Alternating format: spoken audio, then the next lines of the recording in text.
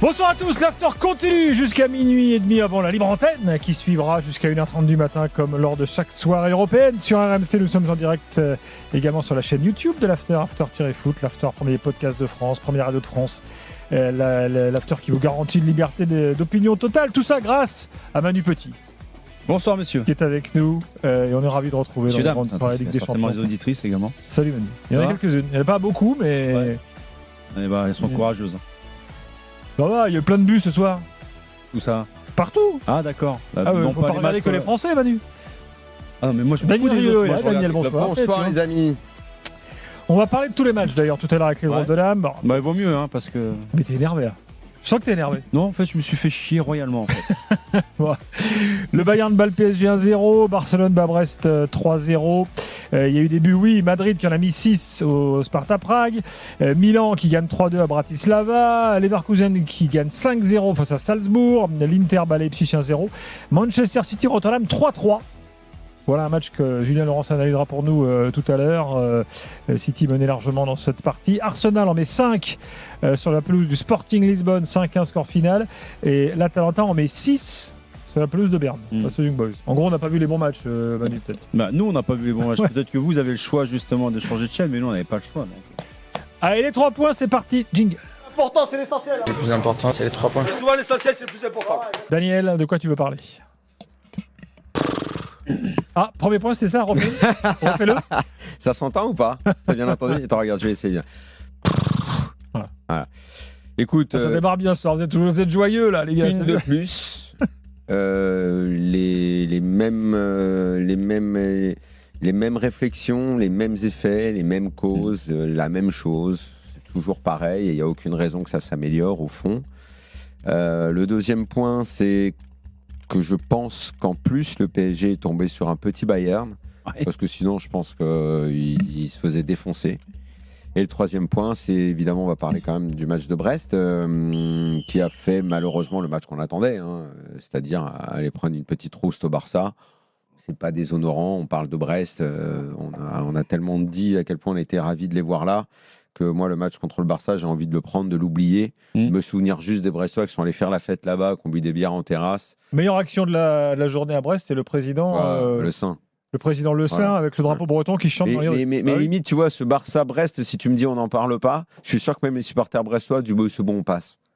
On passe, on s'en fout. Parce que tout le monde avait prévu de faire l'impasse sur ce match-là. Voilà, donc tu vois, c'est limite. Alors, voilà. Manu, tes 3 points. Mes 3 points, c'est le premier, j'allais le dire également. Tu sais le faire comme mêmes Daniel effets, mêmes causes et finalement les mêmes. Le bruit, toi, tu sais faire le bruit comme j'ai fait? Alors moi, ça va plus loin en fait, parce que j'ai presque envie même d'éructer en même temps, tu vois. Tu vas pas non plus vomir, Manu, calme-toi. Mon deuxième point, c'est Luis Enrique. Je suis désolé parce que.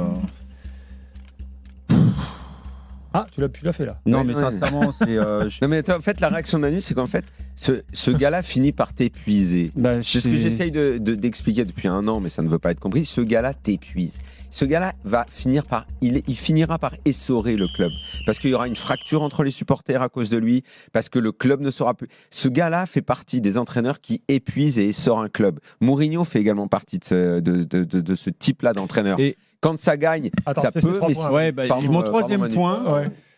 On aurait pu accabler, je pense que certainement il y aura des pour et des contre, accabler le gardien de but avec les choix de Luis Enrique, mais hormis la cagade de Savonov, derrière, j'ai pas grand chose à lui reprocher, donc c'était mon troisième point. Exactement. Notamment où il sort sur le poteau, mais il était toujours sur les bonnes trajectoires.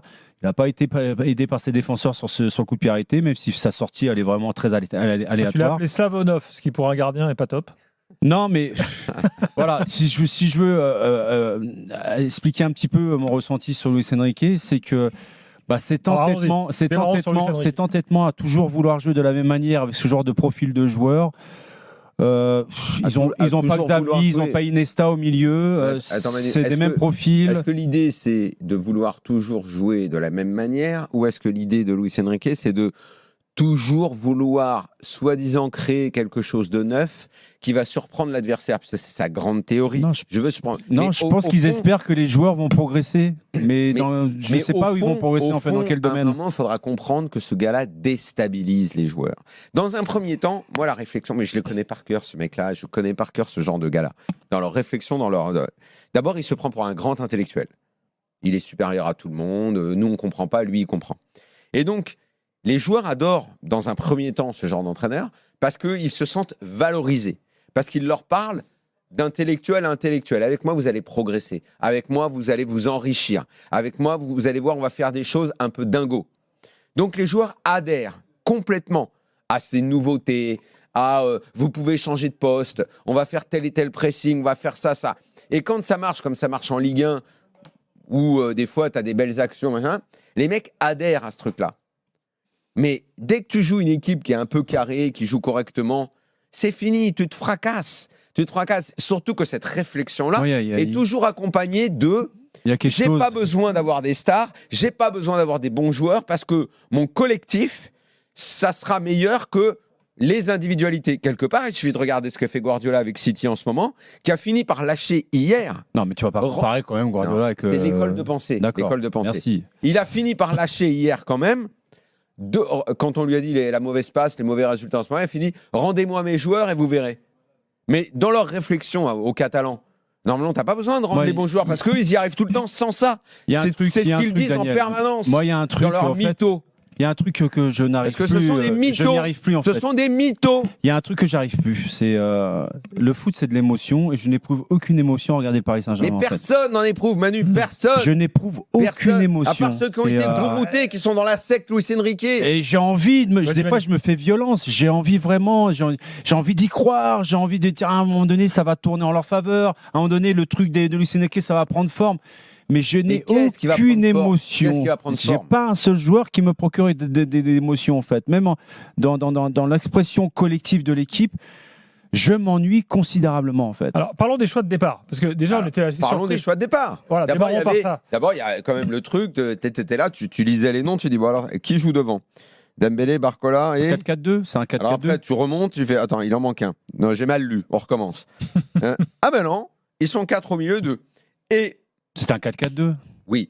Et comme il y a toujours cette histoire de Luis Enrique qui invente et tout, on finit toujours, comme tu l'as dit un peu, tu vois, on finit toujours par espérer, croire, on dit, ouais, c'est pas con. Je suis en train de lâcher l'affaire. Je suis pas supporter du PSG, hein. Et je suis pas anti-PSG, mais je suis pas supporter du PSG.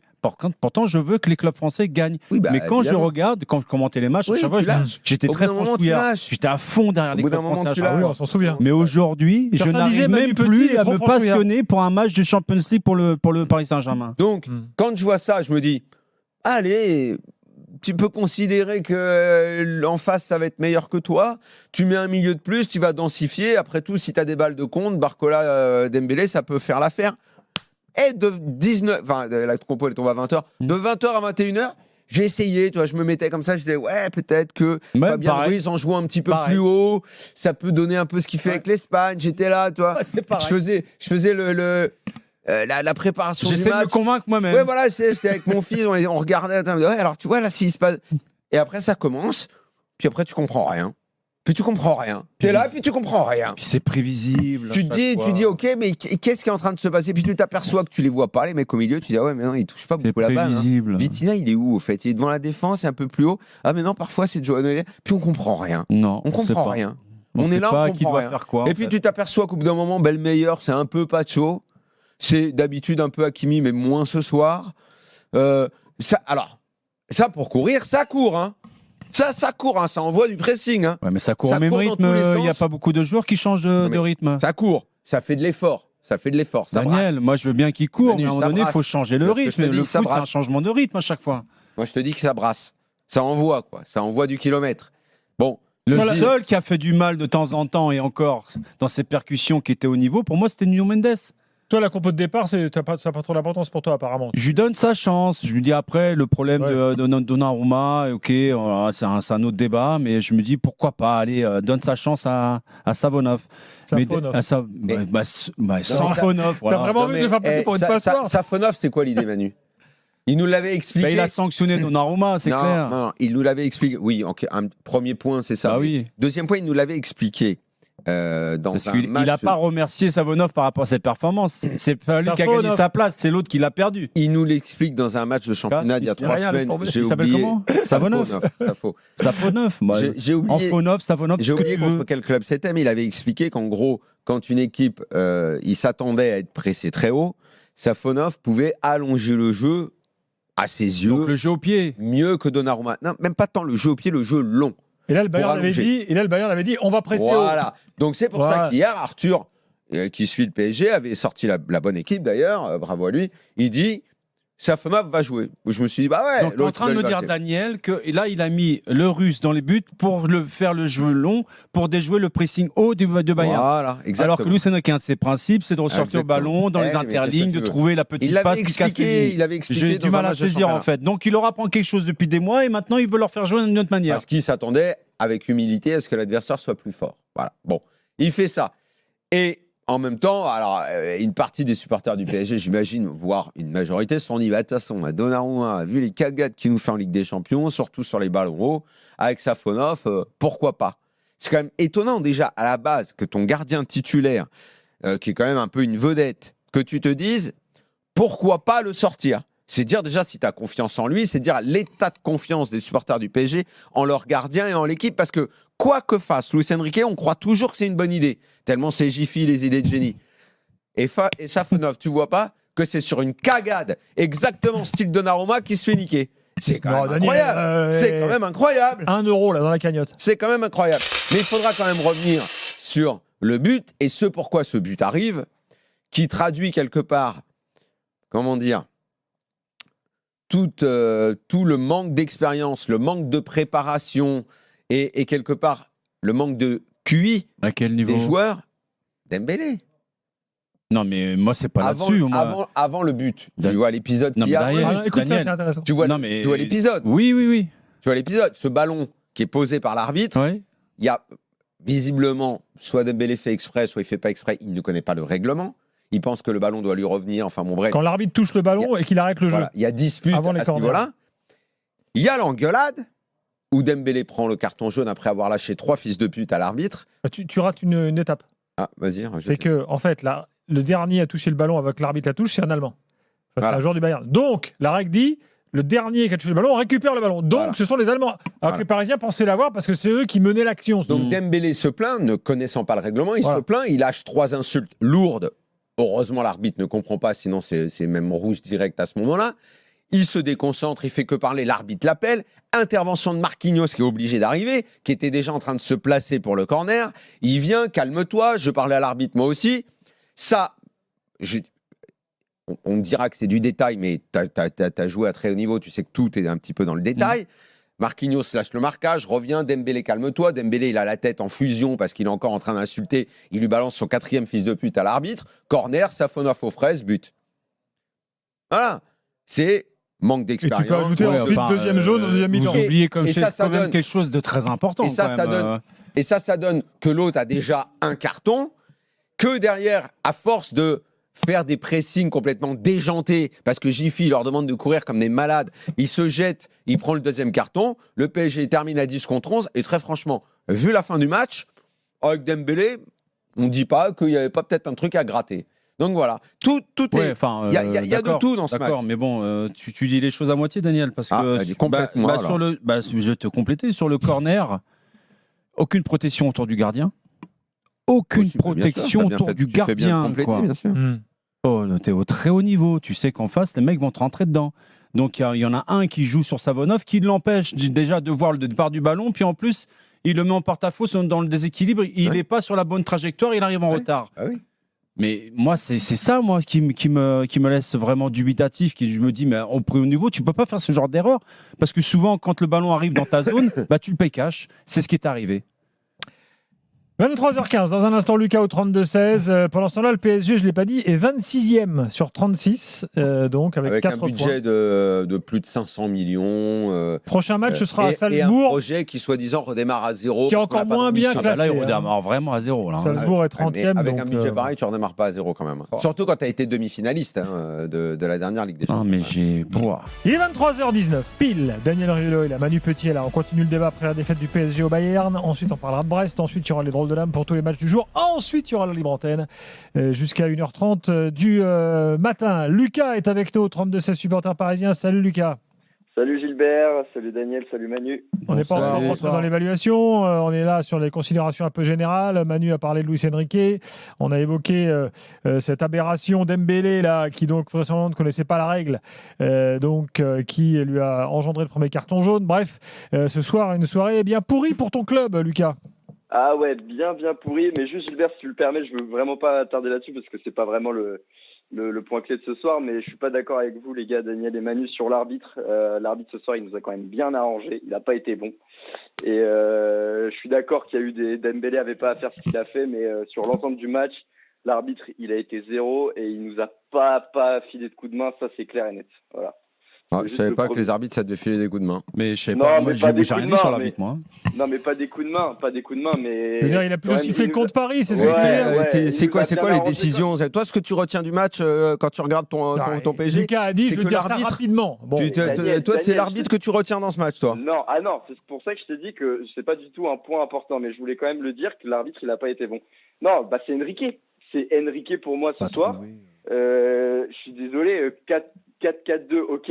C'est quoi, monsieur le tacticien? Alors, monsieur Enrique le tacticien, vous les journalistes, vous y comprenez rien. Vous les supporters, vous y comprenez rien. Moi, je suis Enrique. Moi, je sais comment on joue au ballon. Moi, je sais comment on fait pour aller marquer des buts et tout. C'est quoi les circuits de passe ce soir? Il n'y a pas un seul circuit de passe ce soir. Il n'y a rien, zéro. C'est quoi le circuit? C'est Nuno Mendes qui part tout droit, tout seul, parce que ça bouge pas, ça suit pas, il n'y a rien. C'est Hakimi qui part, Dembélé qui part, il n'y a rien, il y a pas de contrôle passe, ça joue pas dans les espaces, on est pris à la gorge. Ça, la caisse à savon, on va pas en reparler parce que vous en avez parlé, mais le mec il fait des relances, on dirait qu'il cherche la touche, qu'on est au rugby, il fait des relances de 70 mètres. Pourtant, il est là parce que Jiffy a trouvé que c'était une super idée tactique de le faire jouer. Mais super idée encore de Luis Enrique. Très bon, entre parenthèses, permets-moi, très bon la caisse à savon. Ouais, ça va, merci Daniel. J'aime beaucoup. Non, mais par contre, tu me diras. Mais il y a le lubrifiant qui arrive aussi. Ouais. Mais tu me diras, il est difficile, c'est mon deuxième point, de faire un système de jeu en passe avec un milieu où t'as Ruiz.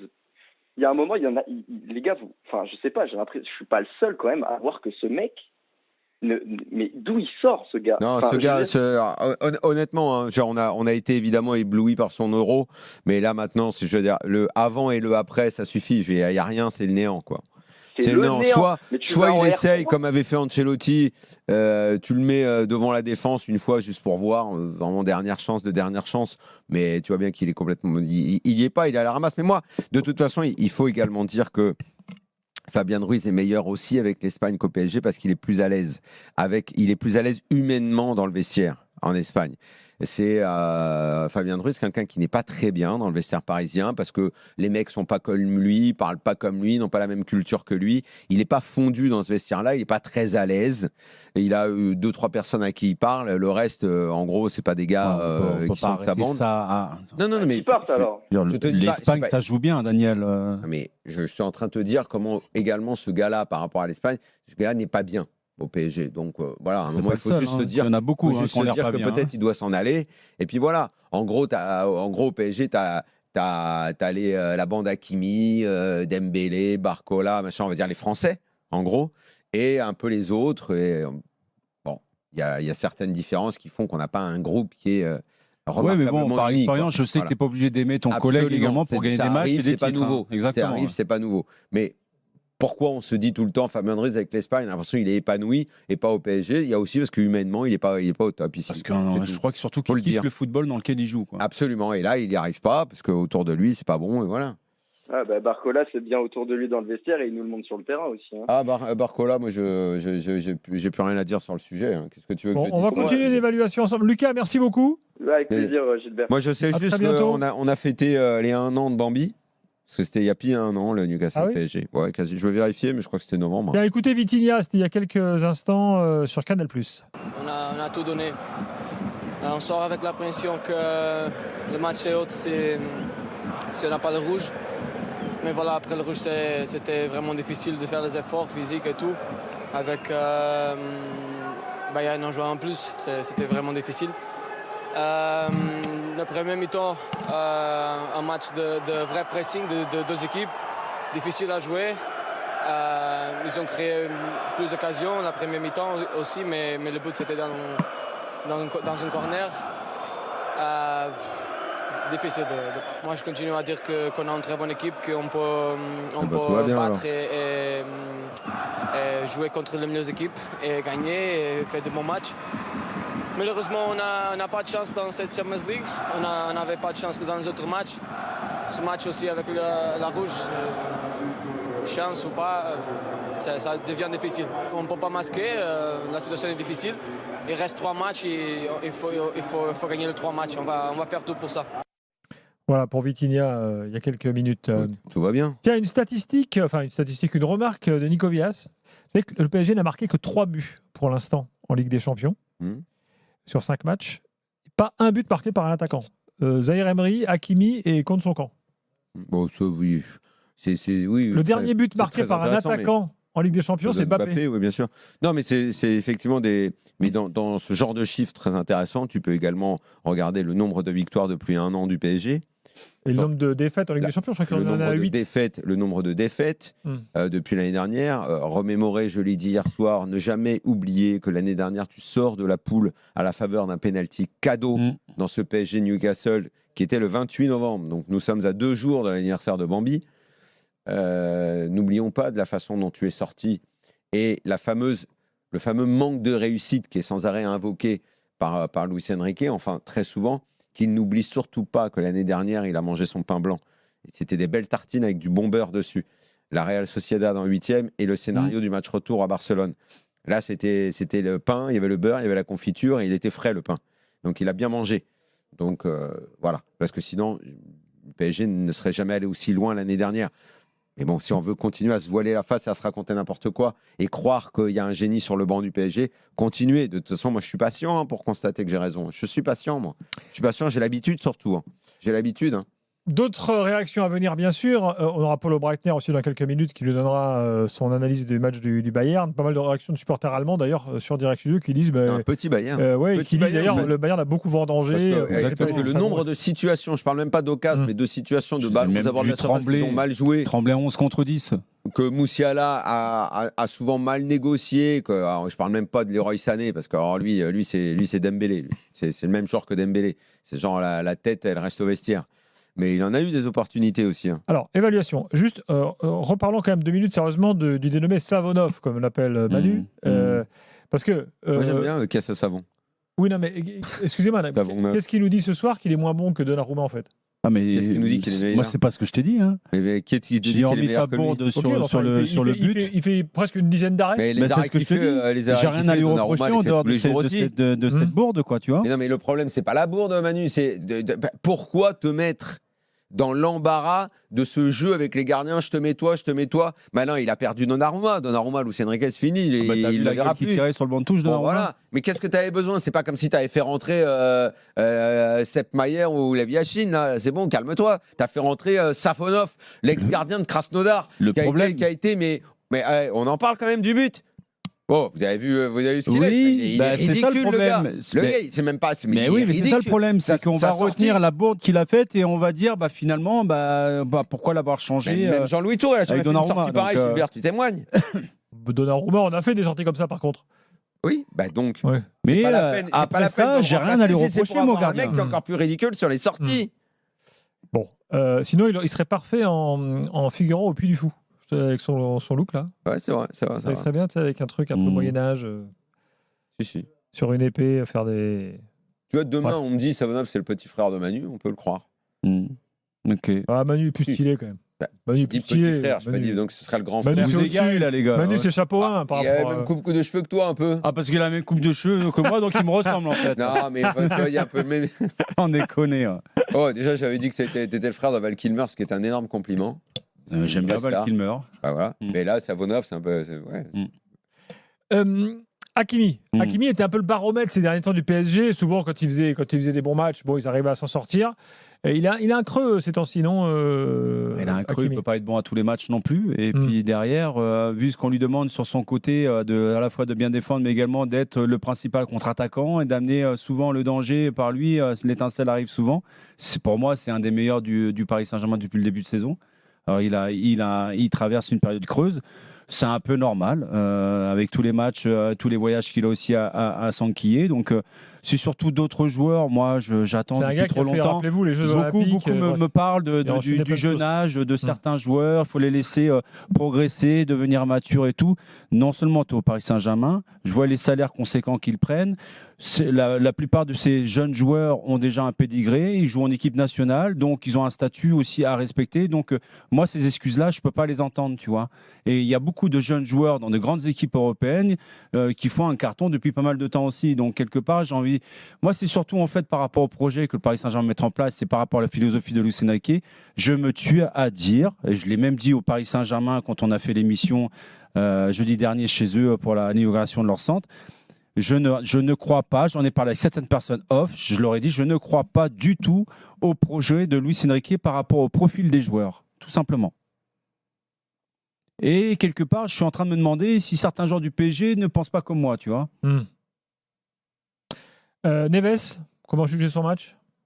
Je ne peux pas juger Neves. Il est là dans un milieu, il court, il est plein de bonne volonté, il essaye de bonifier un ou deux ballons, mais lui comme Vitinha, comme Zaïre Emery, encore plus Fabien Ruiz qui était encore le plus mauvais, tu sais pas, ils sont là.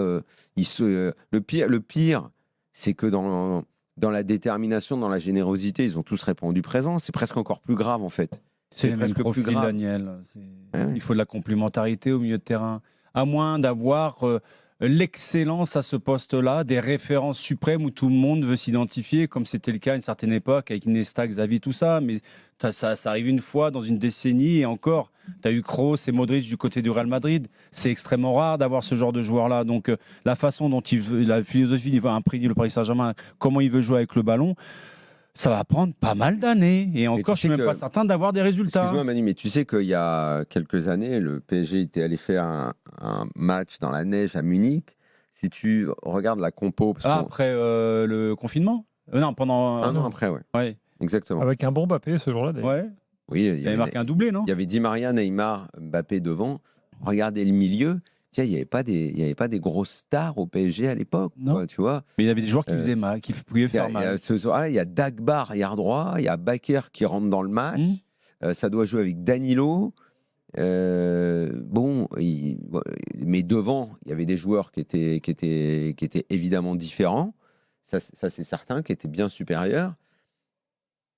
Mais quand on me dit cette année... c'est un peu faible, il manque des joueurs et tout, mais tu n'as pas toujours eu des stars au milieu au PSG. Ces dernières années, on a fait des milieux avec Herrera, Paredes, tu as commenté des matchs avec ces mecs-là au milieu. Avec Gay, Gay qu'on prenait pour un tocard. Qui a fait des super matchs des fois. Bien sûr, moi je défendais toujours Gay. C'était un gars au milieu, on n'a pas l'équivalent aujourd'hui au PSG. Hein. D'Idrissa Gueye, on en a moi, il y a pas. quelque chose qui me... Je ne sais pas si vous êtes d'accord avec moi, mais que je constate match après match. Et je me dis, est-ce que c'est un défaut de maturité, de personnalité, de caractère? Non, je ne pense pas, parce que le haut niveau, c'est une définition de ça, en fait. Ce n'est pas la notion de duel simplement dans la dimension physique, mais la notion de duel, je veux faire mal à l'adversaire, avec ou sans ballon. Que ça soit dans le duel physique, que ça soit dans ma prise de balle, que ça soit dans l'orientation du ballon, dans mes prises de décision. Je veux toujours faire mal à l'adversaire. Le très haut niveau, c'est ça à chaque fois. Si tu veux sanctionner l'adversaire, il faut toujours avoir en tête, dès que tu as le ballon, pas le ballon, je veux faire mal à l'adversaire. J'ai pas le sentiment, et c'est même pas que j'ai pas le sentiment, je suis pas du tout convaincu que le Paris Saint-Germain a une marge de progression à ce niveau-là, vu le caractère, le profil des joueurs. Il y avait Draxler dans cette équipe. Luis Enrique est là. Oula, conférence de presse, on va écouter le début. Pour bien comprendre, il faut être concentré là. El inicio de la segunda parte es un inicio début de la deuxième mi-temps. Esperanzador. Yo creo que los primeros 10-15 minutos Les premières daba la 10-15 impresión que minutes, podíamos generar más peligro, on a mis plus de danger. pero después de la expulsión, Et après, il y a eu l'expulsion. un grave error nuestro, hemos perdido Une grave erreur de un notre part. jugador y jugar con 10 contra este equipo. Voilà, on a joué à 10 contre cette équipe, c'est dur. Bueno, ha sido positivo la última media hora porque hemos podido estar en el partido hasta el final. Voilà. Mais on a pu être dans le match jusqu'au bout. Pero realmente no. El rival, el Bayern, ha merecido la victoria, sin ninguna duda. Voilà. Le Bayern a mérité la Y victoire. todas las decisiones que haya podido tomar o que tomé son mi responsabilidad, sin ninguna duda, Et voilà, tout ce qui n'a pas marché, c'est ma responsabilité, sans doute. con total Sans tranquilidad. aucun doute. Et voilà, c'est tout ce qu'il a dit. Bonsoir, l'impression que j'ai sur Bon, voilà. Jérôme Thomas écoute, hein, si jamais il dit un truc important. Mais en général, Luis Enrique, dans ce genre de situation-là, c'est pas là qu'il fait les grandes Déjà déclarations. là, de dire que le Bayern mérite la victoire et de faire preuve d'humilité, ça lui ressemble pas trop. Dis donc, il est tellement Guardiola de Wish, il va même jusqu'à mettre la même marque de fringues que Guardiola, dis donc. Ah bon? C'est peut-être une marque catalane? Non, moi, c'est. Non, c'est une marque très connue. C'est AC Compagnie, je crois qu'il a. Ah, Je veux dire, je parlais de Luis Enrique tout à l'heure dans mes 3 points. Je veux dire, à un moment donné, il faut que aussi que la décision vienne de l'entraîneur, d'inverser les choses sur un terrain. Tu décides à 10 contre 11 de faire rentrer 2 attaquants alors qu'en fait tu commences avec 4 milieux de terrain et c'est quand tu as 10 contre 11 que tu décides de faire 2 attaquants. Donc quelque part je me dis en plus tu envoies Ramos au feu, le mec ça fait des mois qu'il n'a pas joué, tu l'envoies dans un match comme ça où il va quasiment pas toucher de ballon. Enfin, il y a des choses vraiment que je n'arrive plus du tout à comprendre de la part de Luis Enrique. 23h38, avant de parler de Brest et du Bayern, on va conclure l'évaluation parisienne avec Kevin au 32-16 qui est là. Salut Kevin. Salut. Bon, toi, t'arrives à sauver quelques trucs apparemment quand même de ce match. Ben, pour moi, oui, bien sûr. Après, il y a plusieurs façons d'analyser le match. On peut analyser le match en ayant une approche par rapport au point et au classement qui est vrai, n'est pas forcément reluisante. Ça, c'est clair, on peut pas le nier, même en étant supporter de Paris. C'est évident. Après, il y a une façon aussi de juger le contenu, ce que le coach a mis en place, et après, le niveau des joueurs. Qu'on n'aime pas Luis Enrique pour diverses raisons, ça c'est un fait. Il n'y a pas de souci, c'est humain, il n'y a pas de problème. Après, commencer une analyse en disant c'est toujours la même chose, c'est pas quoi, c'est pas vrai. Autant contre Arsenal, on n'a pas mis ce qu'il fallait en termes d'énergie, en termes d'apport technique, tout ça, il n'y a pas de souci, il y a eu des déchets, ok. Mais ce soir, pour moi, il n'y a pas tout à jeter, c'est pas vrai. Le coach, il commence le match avec un plan de jeu, voilà, il renforce son milieu de terrain. Il met 2 flèches devant pour. Encore heureux qu'il ait un plan de jeu quand même. Hein. Ce serait malheureux s'il n'en avait pas. Hein. Pardon? Ce serait malheureux s'il n'avait pas une idée. Et encore heureux qu'il a un plan. Non, mais après ça, qu'il ait un plan, encore heureux. Mais le problème, c'est ce que tu dis, on l'a dit. Hein, je te signale, ce que tu dis, on l'a dit. T'apportes rien, t'apportes pas d'eau au moulin là en fait. Non, on a parlé des 4 au milieu. On s'est dit. Pour donner juste mon avis. Si tu me laisses le donner. Vas-y, Kevin, tu peux continuer. Tu répètes les mêmes choses. Vas-y, Kevin, vas-y. Après, c'est toi qui vois. Moi, souvent, je t'entends tous les soirs répéter certaines choses par rapport à Luis Enrique, mais j'appelle pas le standard tous les jours pour dire que tu répètes la même chose. Oui, sauf que là, toi, tu répètes exactement ce que je viens de dire. On perd du temps, là. Vas-y, Kevin. En pensant apporter un truc nouveau. Mais t'apportes rien de nouveau, là, en fait. Kevin, qu'est-ce que tu sauves? Terminer avec la courtoisie. Je sais pas ce qui va sauver, peut-être. Sauve quelque chose, hein. Daniel, sauve-nous quelque chose. Laisse parler. Non, mais il n'y a pas de souci. Fais-nous rêver. Bien, moi, Daniel. Après, voilà, t'es dans ton rôle, ok. Ah non, mais le contenu, il est magnifique. C'est fatigant. J'ai commencé, j'ai parlé 15 secondes, tu m'as déjà coupé la parole en me disant. Allez, vas-y. C'était pour que tu avances un peu. Pardon? C'était pour que tu avances un peu. D'accord, monsieur le professeur, merci. Il n'y a pas de mal. Donc je disais, ok, moi, je veux bien, mais pour moi, aujourd'hui, en termes de contenu, je dis pas que le match a été parfait, mais pour moi, globalement, l'équipe, elle n'a pas fait un match dégueulasse. Bah, si tu trouves que le contenu est bon, mon vieux, je pense que tu es complètement à côté de la plaque. Si tu penses que le contenu est bon là, mais je tenais quand même à le dire. Tu comprends rien du tout en fait. C'est malheureux. Manu, est-ce que tu arrives à sauver des trucs, toi? Non, mais d'accord, Daniel. Non, mais je comprends ce que dit l'auditeur, parce que, mais en même temps, il ne faut pas qu'il oublie qu'en face, c'était un Bayern extrêmement moyen. Et sincèrement, tu te mets à la main sur chaque accélération. J'ai l'impression que tu pouvais jouer pendant 3 heures consécutives sans marquer un but, en fait. Bien sûr, évidemment. Ils ont eu beaucoup d'occasions, mais j'ai envie de te dire, ça c'est l'histoire d'un match de foot. Je peux te ressortir plein de matchs où les équipes ils ont gagné, ils ont eu de la chance. où ils ont concédé des occasions. Non, mais tu l'as pas dit avec le Paris Saint-Germain depuis le début de saison. Tu sais, Kevin, que ce soir, Luis Enrique a tenu un discours post-match qu'il n'a jamais l'habitude de tenir. Hein. Il y a eu de l'honnêteté dans ce qu'il a dit. Oui, mais jamais il ne parle comme ça. Là, c'est quelqu'un qui était abattu, qui a reconnu la supériorité du Bayern, qui a reconnu que son équipe a peu produit. D'habitude, il ne fait jamais ça. Donc, même ceux qui sont gouroutés comme Kevin par Dieu Enrique, va falloir ouvrir les yeux, se réveiller. La combativité, la générosité, on l'a souligné, je l'ai souligné, Kevin, j'ai dit. Mais si le PSG aujourd'hui, ça ne doit être qu'une équipe qui ne se fait pas fouetter par le Bayern à Munich et une équipe dont on va vanter la détermination et la générosité, si ça n'est plus que ça le PSG, il n'y a pas à être étonné d'être 26e au classement de ce championnat. Avec 800 millions de budget, c'est une honte intégrale. Qu'on essaye de relativiser, qu'on essaye de nous dire le contenu, le ceci, le cela, quand tu as perdu autant de fois depuis que cet entraîneur est dans le club, depuis qu'on nous vend ce projet en carton, en papier mâché qui ne veut rien dire du tout, s'il y a encore des gens pour relativiser ça, alors que tu as une énorme masse salariale, que tu as fait encore un mercato de feu en termes d'argent dépensé, tout comme l'année dernière, avec un entraîneur qui a empêché qu'on prenne des joueurs importants, un entraîneur qui domine intellectuellement la terre entière, qui est méprisant, prétentieux, arrogant, et il y a encore des gens pour relativiser l'échec actuel. Moi, je ne sais plus, mais posez-vous quand même une question. Est-ce que ça a déjà existé un stade où une équipe joue à l'extérieur et tu as une banderole préparée par des supporters avec la tronche du président adverse qui se fait insulter? Ça n'existe pas. Ça existe au PSG. C'est dire où et à quoi on est réduit ce club aujourd'hui. Oui, il y avait une énorme banderole. Il y avait une énorme banderole. Parce qu'il y a eu l'autre banderole également qui était polémique. Il y avait une grande banderole avec la tête de Nasser Al-Khelaifi comme un panneau barré.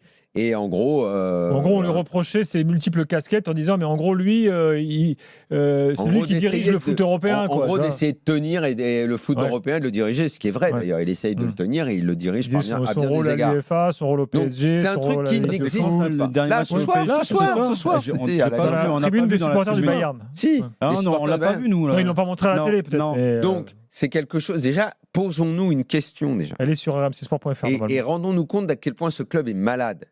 Normalement, ça n'existe pas. Comme ça. On peut faire des banderoles, et encore, même si elles ne se voient pas trop. contre ton président, tout ça. En Coupe d'Europe, on ne voit pas trop des banderoles, même où on insulte les joueurs adverses. Là, c'est le président. Ça n'existe pas. Ça n'existe pas. Et ça arrive au PSG. Bon, ben voilà. Mais continuez à dire que c'est formidable. Continuez. De toute façon, il y a clairement une cassure au sein des amoureux de ce club. Certains ont compris et d'autres comprendront avec le temps. Manu Petit est là, Daniel Riolo est là, et Polo Breitner nous rejoint. Polo, bonsoir. Bonsoir mon cher Gilbert, bonsoir tout le monde. Salut Polo. Dans un instant, on va parler de Brest, dans un instant les drôles de dames également pour les autres matchs du soir. Juste Polo, avant que tu nous dises ce que tu as pensé du Bayern, écoutez Luis Enrique parce qu'il y a eu un petit moment où il a été ironique là sur Canal concernant ce qui s'est passé ce soir. On va écouter parce que ça peut être le son du soir. Avec Luis Enrique, il faut toujours être à l'écoute. Même quand on perd, on a toujours envie d'attaquer. Et il y a toujours cette envie de chercher un coupable. S'il y a un coupable, c'est moi. Je suis responsable, vous avez trouvé le coupable, ne vous inquiétez pas. Et à partir de là, j'accepte toutes les critiques. C'est bien s'il accepte. Voilà. On est bien. Sinon, juste une petite correction. Oui. Je sais que ça peut sembler inutile, mais la marque de fringues qu'il copie sur Guardiola, c'est PC Compagnie. Ah, très bien. C'est une rectification importante pour tous les amoureux des vêtements. Je ne connais pas non plus. Bon, Polo, depuis le début de l'after, tout le monde dit le Bayern en plus n'a pas été exceptionnel. Est-ce que tu es d'accord? Polo? Ah, peut-être qu'on l'a perdu. Oui, tu es là? Ouais, je suis là. Ah, très bien. Donc je disais oui, depuis le début de l'émission. Je suis là. Donc tu as entendu qu'à plusieurs reprises, tout le monde disait, et en plus le Bayern n'était pas exceptionnel ce soir. Est-ce que tu confirmes? Bah oui, on a un petit Bayern ce soir, mais c'est intéressant parce qu'il y a deux informations importantes dans cette rencontre. C'est le Bayern n'a pas encaissé de but depuis 7 rencontres, depuis la déroute à Barcelone. Et la deuxième, c'est que la presse allemande espérait malgré les bons résultats du Bayern, notamment en championnat, espérait un match référence, et force est de constater qu'on n'a toujours pas de match référence au Bayern. Donc ce n'est pas un grand Bayern tel que j'ai pu l'entendre quelquefois lorsqu'on s'emballe parce qu'on gagne des rencontres 4 à 5-0. Le Bayern a toujours des difficultés, alors qu'il marque beaucoup de buts, justement à marquer des buts parce que c'est les autres qui les offrent. Le vendredi dernier, c'est un défenseur qui offre un penalty alors que le Bayern domine toute la rencontre contre Augsbourg. Ce soir, je suis désolé, c'est le gardien du PSG, alors que la première mi-temps est largement du côté du Bayern. C'est une fois de plus l'adversaire du Bayern qui lui offre l'opportunité de prendre l'avantage. Et le Bayern ne tue pas les rencontres. Donc c'est un petit peu compliqué de... Donc c'est évidemment un bon résultat, mais moi j'attendais 9 points après 5 rencontres, donc je les ai mes 9 points. Mais ça permet toujours de relativiser ce Bayern-là qui, pour moi, j'ai pas envie de dire qu'il est toujours en convalescence par rapport à ce qui s'est passé l'année dernière, mais ce n'est pas un grand Bayern, comme on voudrait parfois nous le vendre, parce qu'il met 5-0 à un Bochum qui a une jambe 3/4 en deuxième division, ou des choses comme ça. Bon, donc, et comment tu l'expliques ça ? Parce qu'il y a quand même des beaux mouvements, il y a quand même sur la première période une vraie belle intensité, il y a une vraie domination, mais c'est vrai qu'après dans les phases terminales des actions, ça fait des mauvais choix. Bon, il y a Leroy Sané qui est un petit peu à l'image de ce qu'il a toujours été. La finition. Au début de saison, on a eu un Bayern tout feu tout flamme. C'est très bien, on se rappelait les grandes années de Guardiola ou de Jupp Heynckes, etc. La presse allemande s'est emballée, évidemment, c'était génial, blablabla. Et puis finalement, il y a eu la raclée à Barcelone, qui est d'ailleurs plus sévère par le score que ce qu'on peut penser quand on revoit la rencontre. Et on peut penser que Kompany a demandé à son équipe d'être un peu plus solide, moins de se projeter devant. Et il n'encaisse plus de buts, encore une fois. C'est 7 rencontres à la suite, là, à l'image du match contre Benfica. Benfica a fait un non-match à Munich lors de la J4 et il y a 15-0 à la 67e minute. Donc c'est un peu le problème du Bayern en ce moment. Beaucoup plus solide, j'ai le sentiment, mais beaucoup moins pétillant que ce qu'on pouvait voir en début de saison. Ensuite, il y a quelques joueurs qui sont moins bien en ce moment. Olysée n'a pas été titularisé ce soir. Je pense qu'il est vraiment dans le creux de la vague. Leroy Sané nous fait du Leroy Sané capable de te mettre 2 buts merveilleux et de tout rater. On peut presque penser qu'en première mi-temps, à lui tout seul, il pouvait plier le match. Kingsley Coman, ce soir, ils n'ont pas fait les bons gestes au dernier moment. À l'image de l'occasion, je ne sais pas si vous vous rappelez, entre Leroy Sané et Harry Kane. Harry Kane, tout le monde pense qu'il va passer, y compris Leroy Sané. Il passe finalement la passe à Leroy Sané qui ne démarre pas pour aller marquer le but. Il y a beaucoup de choses comme ça qui ne fonctionnent pas. Ça fonctionne toujours au niveau des résultats. Je suis un peu plus déçu au niveau de ce qu'il produit sur le terrain. Mais encore une fois, force de constater qu'il n'encaisse plus de buts. Et comme une symbolique, le journal Kicker, j'en avais parlé dans les drôles de dames lundi, se posait la question du retour en forme d'un défenseur central qui était très critiqué, c'est Min Kim évidemment, et la question de Kicker, c'était de savoir si c'était le retour du monstre, mais à chaque fois il y a un point d'interrogation sur le Bayern. C'est-à-dire que c'est pas le retour du monstre, c'est est-ce qu'il est de retour. La symbolique évidemment c'est qu'il marque ce soir, donc c'est très bien pour lui par rapport à ce qu'il a traversé au Bayern Munich. Mais encore une fois, je suis désolé, en première mi-temps notamment, le Bayern doit faire la différence et force est de constater que c'est le PSG qui offre la victoire.